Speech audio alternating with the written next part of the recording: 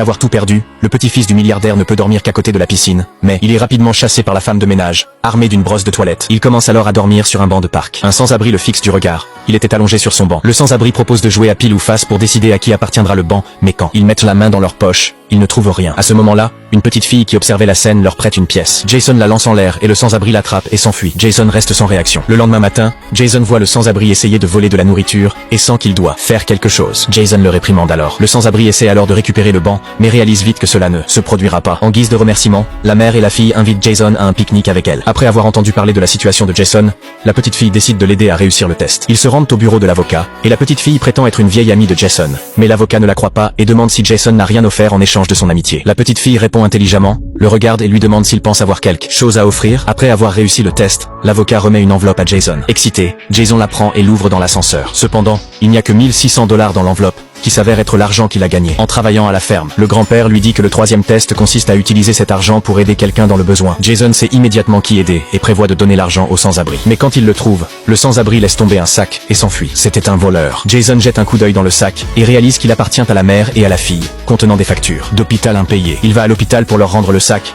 mais voit la petite fille allongée sur le lit, chauve. Il pose silencieusement le sac sur la table, et en partant, il rencontre la mère de la petite fille dans le couloir. Elle lui révèle la vérité. La petite fille a une leucémie et suit une chimiothérapie. Jason sait maintenant qui il doit aider. Il utilise alors les $1 600 pour payer leurs dettes, réussissant ainsi le troisième test. Le grand-père parle à Jason du quatrième test, espérant qu'il puisse comprendre l'importance de la famille, et aussi ramener quelqu'un à la maison pour célébrer Thanksgiving. Jason pense immédiatement à la petite fille. Il la trouve à l'église, et elle lui dit qu'il ne lui reste pas beaucoup de temps. Elle a peur que sa mère se retrouve seule après son départ, et elle veut que Jason prenne soin d'elle. Ne voulant pas voir la petite fille contrariée, Jason accepte. Il emmène la mère de la petite fille chez lui pour célébrer Thanksgiving, mais l'ambiance est gâchée par des disputes sur l'héritage. Jason, furieux, emmène la mère de la petite fille ailleurs. Il comprend enfin le sens de la famille, qui est de se soutenir et de s'entraider, et non de se disputer pour de l'argent. Le prochain test arrive rapidement, car le grand-père veut qu'il aille en Amérique du Sud. Jason fait ses adieux à la petite fille, et promet de revenir passer Noël avec elle. Il se rend alors à l'endroit où son père est décédé. Jason suit un homme pour voir l'épave de l'avion. Il réalise que son grand-père n'était pas responsable de la mort de son père. Tout ce temps,